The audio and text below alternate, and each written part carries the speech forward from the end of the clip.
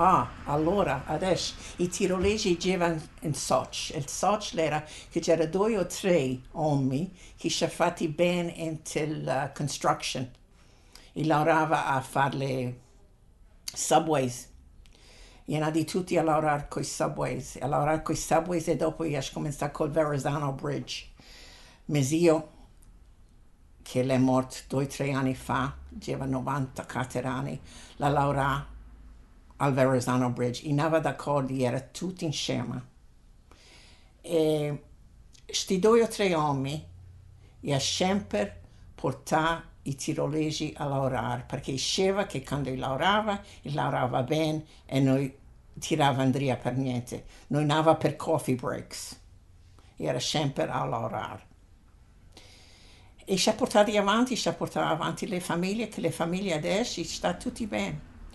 C'è sta un giornalista, il Fabio Fandrist, che era suo fratello dalla Ana, dalla Consetta, no, che c'era l'Agnesia, remember? Suo fratello Fabio gli ha domandato a portare vergogna a mettere sull'albero.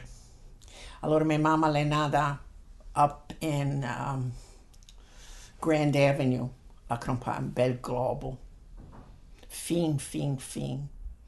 E me l'ha messo in tacciata e l'ha data alla Fiola Zobash a portarmi a scuola. E l'ha già dato sto fiocco e l'ha portata fino alla porta e dopo me l'ha data. Mi dà l'anticipazione che devi da portare sta bella roba per l'albero, l'hai tueta e planti. E la metto sotto l'albero invece di sull'albero. Mio papà, per farsi cittadino, è andata a scuola la sera. E la sera mi ha portata e mi ha mettuta a una scrivania. E il maestro mi ha domandato, e non capivi l'inglese, no?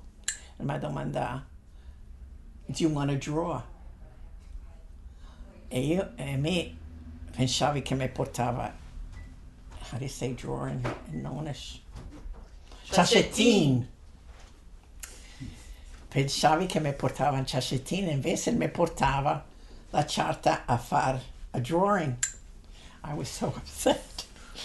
And I was what, 5, 6 years old. I couldn't speak English at all.